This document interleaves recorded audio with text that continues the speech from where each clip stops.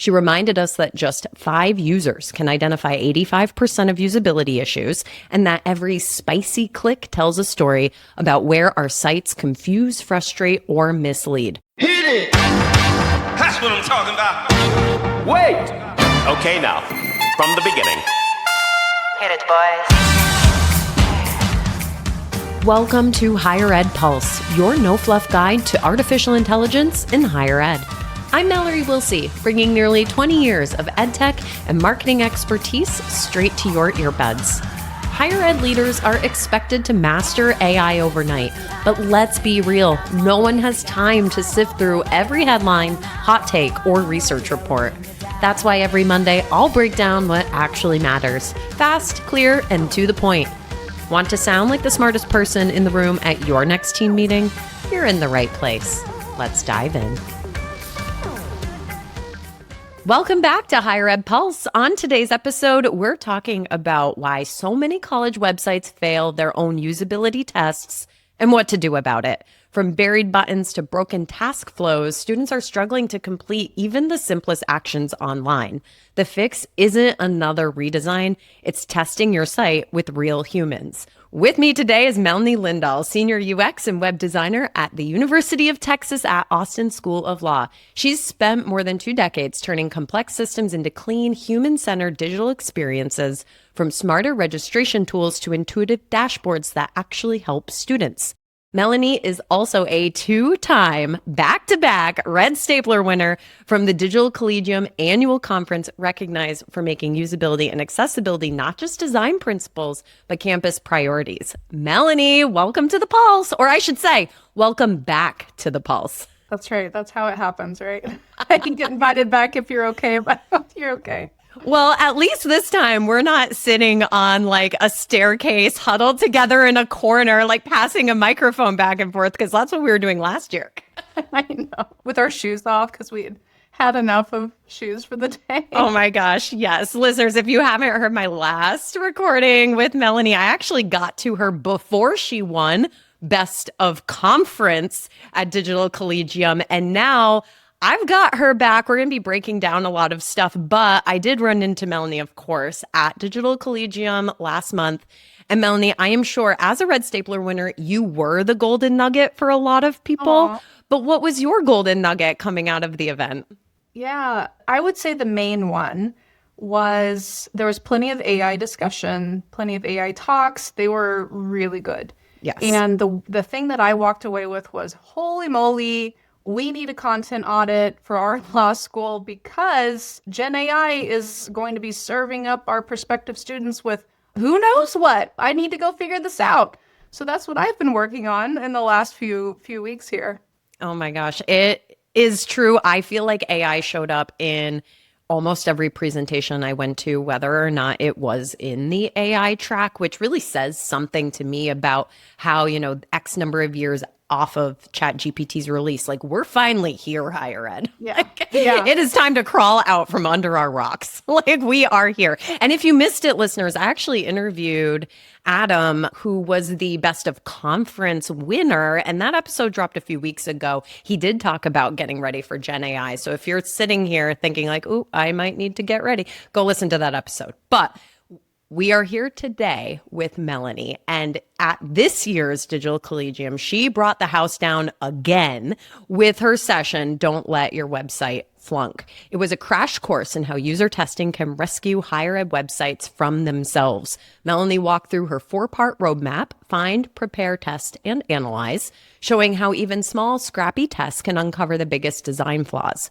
She reminded us that just 5 users can identify 85% of usability issues, and that every spicy click tells a story about where our sites confuse, frustrate, or mislead. Her message was clear. You're not testing the user, you're testing the system you built. And today, she's going to unpack that framework and teach us how to turn testing into a culture of empathy, trust, and better design.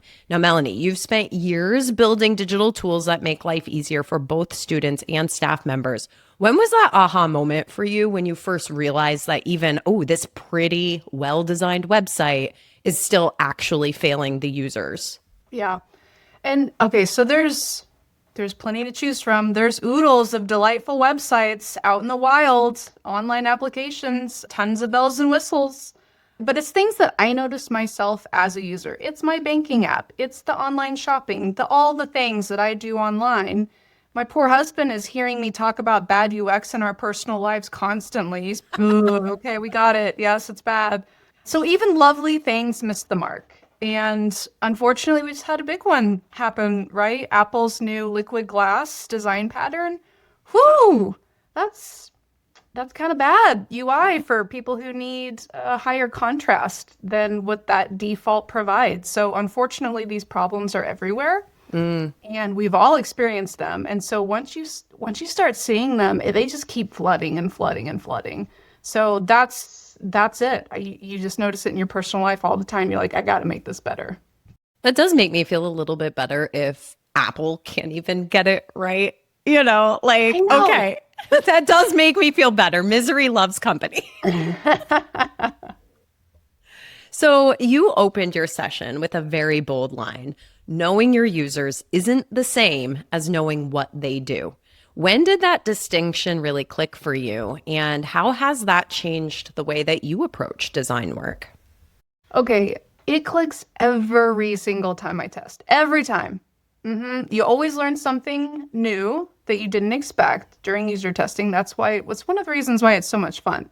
And once you experience that even one time, you realize, wow, we have to test these things continually with users or we're really going to be missing the mark. So the first time was every time, every single time. I'm amazed at what I did wrong or how I'm not doing it correctly in some way. So you have absolutely convinced me that, testing is not this luxury or nice to have. But before we even get into your framework and breaking it all down, right, we need to build buy-in internally and a culture of testing. So, pretend I'm your CMO or your president. How are you convincing me that this is a strategic imperative? Honestly, I'm not sure I do. For user testing. I love that. Yeah. And the reason I don't is because I don't actually ask for your permission. So user testing, it should be done throughout your project lifecycle. Like all these little iterations, all these touch points with users are very paramount to getting it right. And so it's really just simply part of a strong development lifecycle. So why would I ask permission to do something the right way? So I don't. I just work it into the project timeline and problem solved. I didn't have to talk to anybody. So I'm not sure I really have an answer to that question because I don't think I actually do it that way. I think this is why I like you so much, Melanie, because that's the approach I would honestly take too, because, right, we know, if you just build it in, you've built in the space for it, and the data is going to be so rich coming out of that user testing that any skeptic out there would hopefully be able to be just convinced by the data. There's no opinions there. Data is just data. Data is data, yeah. And watching users, I put a lot of these little compilation videos in my talk because they're incredibly powerful. So if you really are having a hard time convincing somebody, make one of those little compilation videos time after time where the product is failing the user, rapid succession, fail, next one, fail, next one. Those are very compelling and it shows the problem very clearly. Yeah. So let's dig into your framework, right? That was kind of the backbone of your session. We're going to use that framework to kind of guide the rest of our conversation today. But let's just start at the basics, give listeners the quick overview, and then we'll take each step in turn. Okay. Well, first you have to know who in the world are you actually going to be testing. So you have to figure that out. And then you have to figure out what in the world are you going to be testing and what's going to happen during your session. So you have to figure that out. And then you have to actually do the testing, which is a blast. It's my favorite. And then you have to think about what you learned and how to move forward with that information. And as we'll get to, I feel like that's the part that we need to spend the most time on, yet we probably spend the least time on. So Melanie just broke it down. It's find, prepare, test, and analyze. Let's take the find phase first. what happens? I mean, this feels a little explanatory, but like what happens in the find phase? And one of the things that stood out to me from your session was that you talk about keeping your audience scope manageable. I feel like that could really get off the rails here. So how do you decide which user groups actually need to be tested and when to stop adding more? Right. Well, primary user groups for sure need to be tested. And how do you determine who, like what groups there are and how many there are? So the best way that I have kind of figured this out on my own, I guess, is when I encounter users, and this is all through the research phase at the beginning of the project, when I encounter users who have very different sets of needs from each other for the thing that we're building, just for that, they should probably be in their own groups because their journeys are now different using the thing that you're building and testing, and I'll be testing them differently because of that. So sometimes we have possibly up to 4 student groups just in our law school. I don't have to necessarily test people from each group. Most of the time, they're just all together because they are going to be using the product the same. Melanie, you mentioned in the preparation stage that this is where the biggest mistakes can happen. So before anyone ever hits record, what is a misstep that you see teams make before they ever test? I really feel like task bias is a big one that you have to pay attention to. When you give the user a task, even if it's verbal or written, you really might be inadvertently leading them to the thing that you want them to click on. It's kind of easy to fall into that trap. So you have to be careful with how you word them.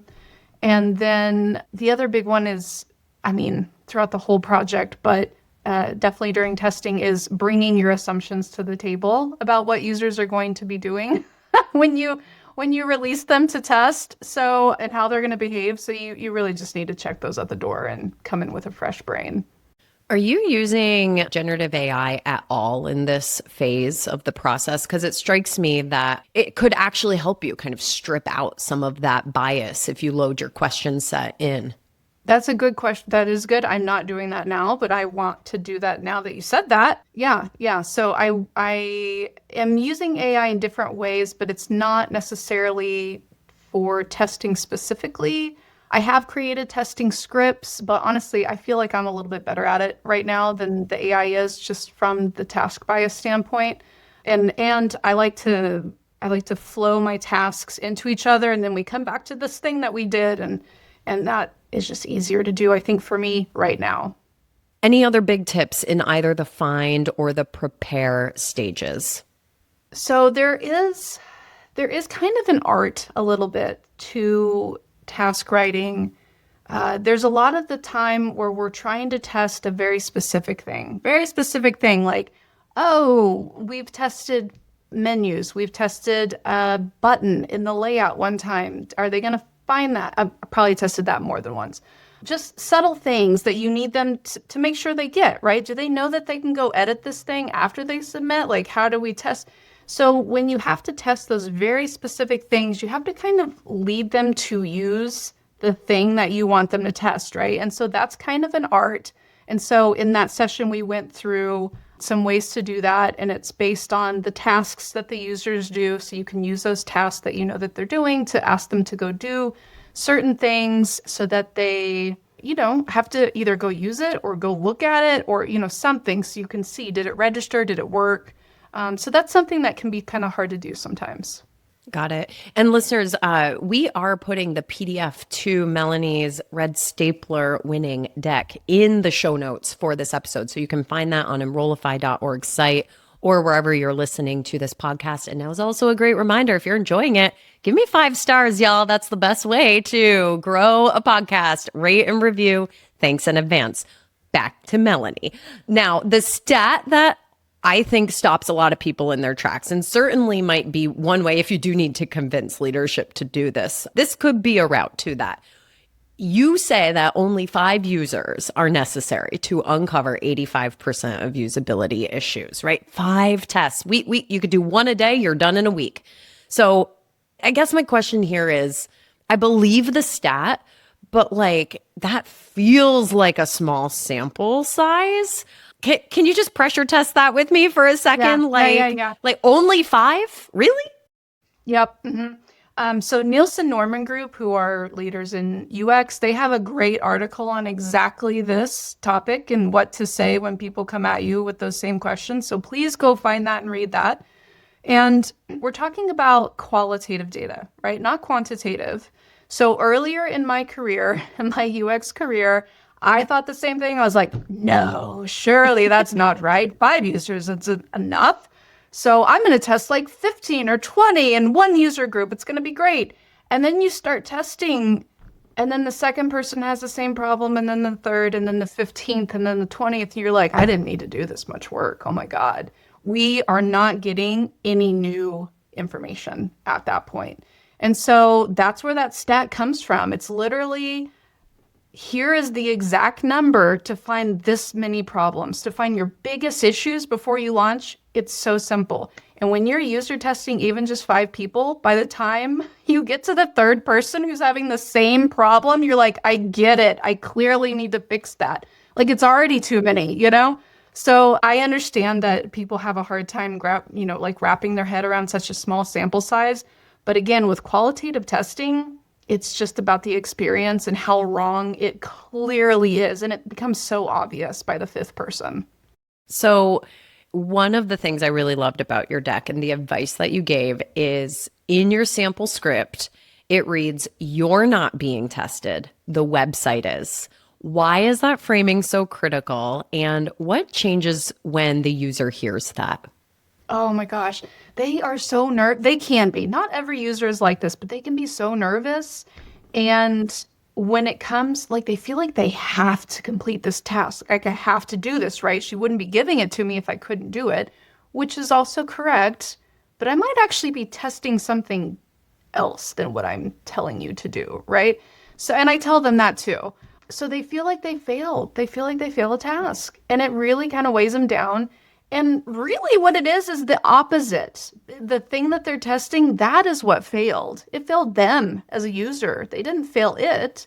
And so you have to tell them what to expect. They may never have tested before. They don't know what this is about. They don't even know what to do. And just, yeah, we're not testing you. Don't worry. Like, as much as we love you, user, like, it's a dime, whoever tests, it's the same thing. I care about this product. You know, this is what I need to test right now. And you're helping me do that. So once you tell them that, they kind of relax a little bit and realize, like, oh, there's going to be problems here and I'm supposed to find them. Like, yes, that's what I'm looking for. Yeah. I would need to hear that, Melanie, because I'm incredibly competitive. And if I was participating in your user test, I would be in the mindset of like, all right, I'm going to do this better than anybody else and faster and, with the fewest amount of clicks or whatever. So that really resonates with me.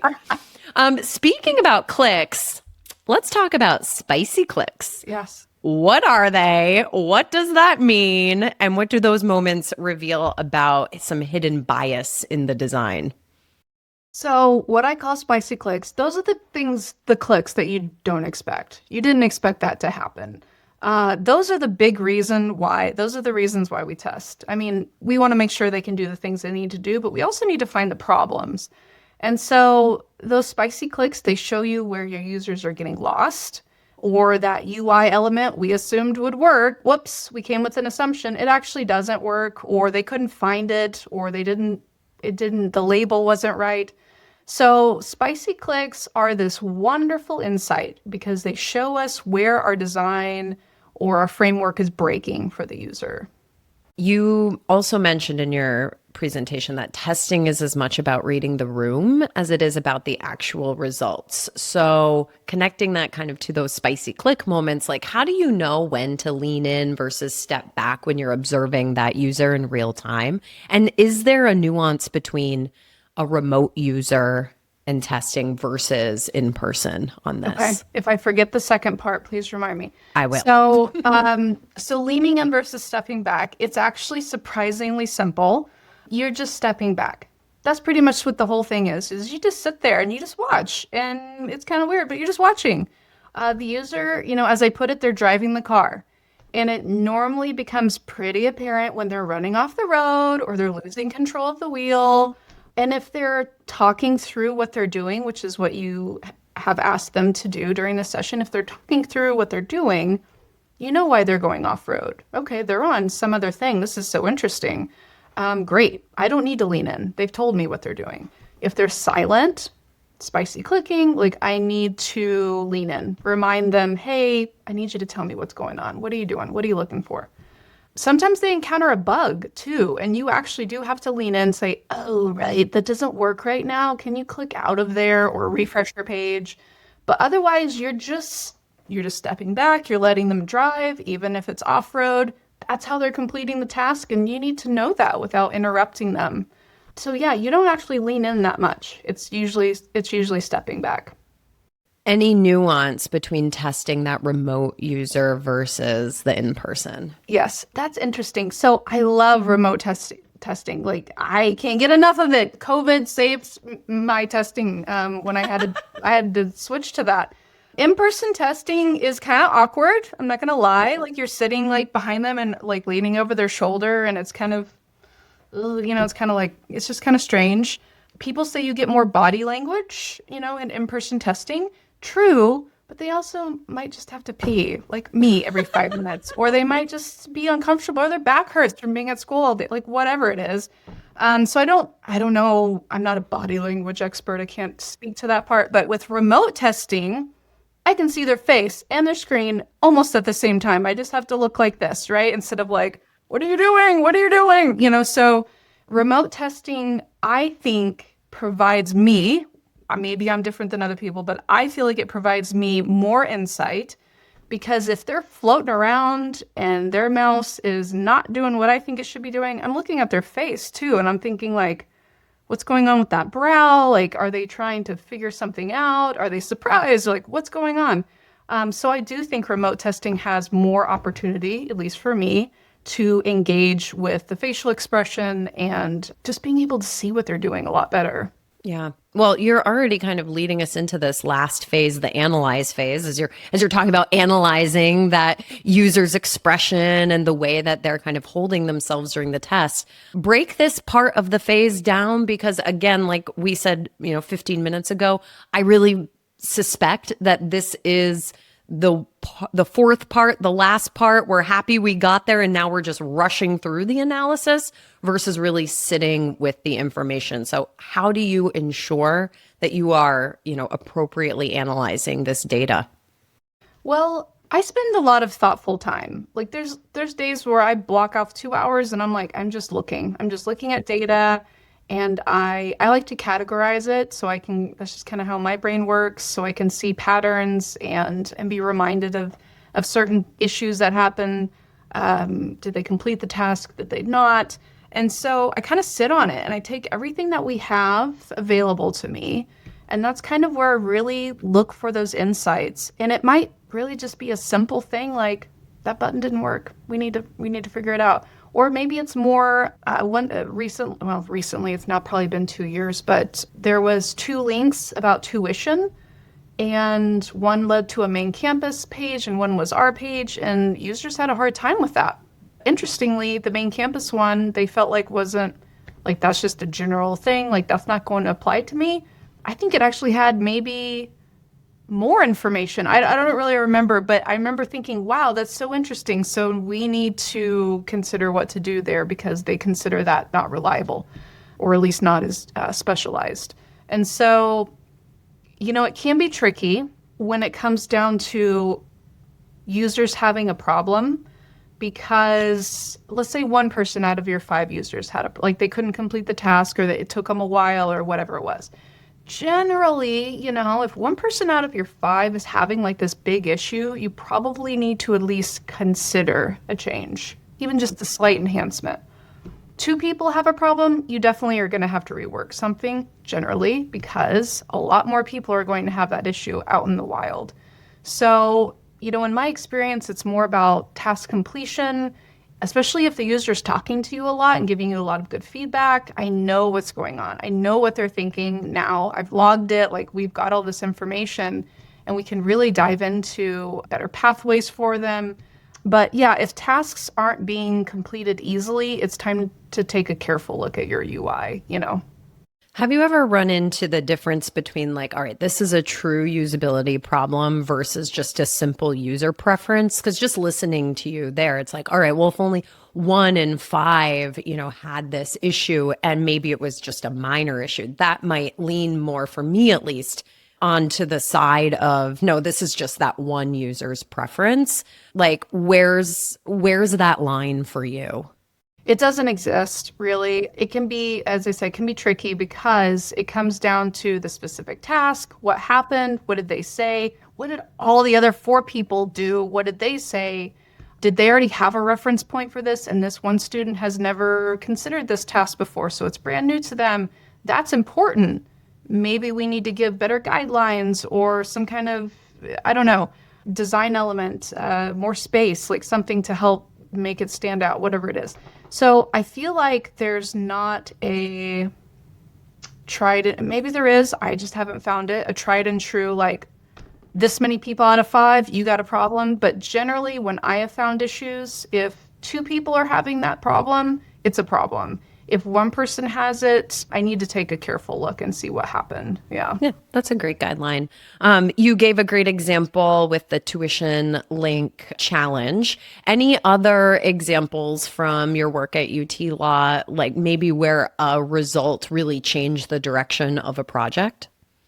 Well, okay, so hopefully if you're doing testing or user discussions throughout your whole project, you don't walk away from a user acceptance testing right before you launch. You don't walk away with some project changing feedback. Hopefully. I hope that's not happening for you. It hasn't happened for us because we bring users in all the time. I do have a nice little feedback. It was in my presentation last year, actually. It wasn't testing, but it was talking with students. We were enhancing this application portal for applicants. And I was talking to first-year law students, like the beginning of their first semester, because it was like 1 month ago you were an admitted student. Like, I want to talk about that experience. And this one student said this one comment, and I was like, what? And the comment he made was, it was about him. He used a certain applicant tool, our previous applicant portal, to get information about his new classes, his schedule, all that. Great. But once he matriculated, like the first week of class, his status changed. He was admitted and now he is current, and he couldn't access that really important thing that he used was his lifeline. And we were like, what? Oh my God, we never thought about that, right? And so that one little sentence from that one student, it blew the scope of the project up into like parts unknown, like it's in outer space, probably still floating. But we broke it up into 2 projects, and it ended up being just brilliant and a wonderful thing. And it's like the #1 tool that the students use, the current students use. They love it so much. That's amazing. Congrats on that. I mean, that's fantastic, like, to uncover that. I'm sure it was a pain in the butt to uncover it.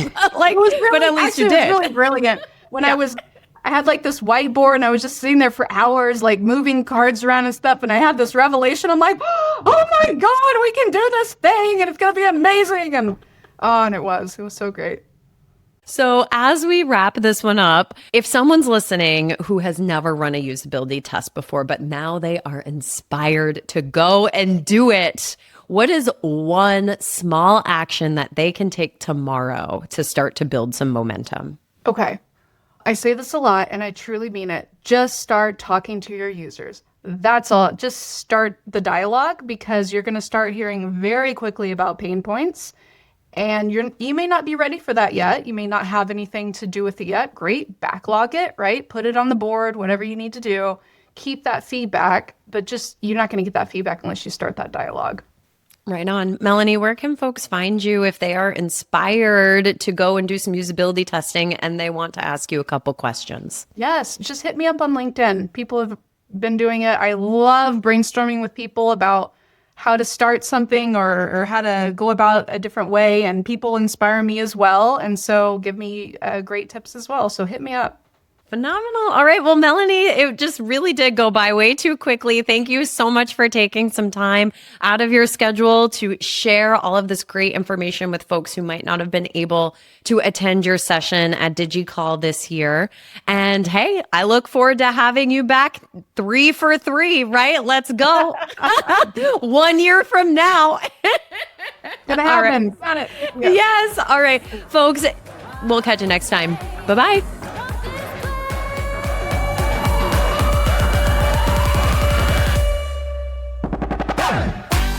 Thanks for listening to the Higher Ed Pulse. The show is a proud member of the Enrollify Network, home to Higher Ed's largest collection of podcasts. Enrollify is where higher ed goes to grow.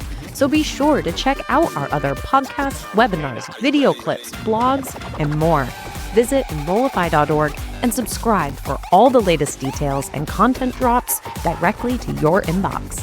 Enrollify is brought to you by Element 451, the digital workforce platform for higher ed. Learn more at element451.com.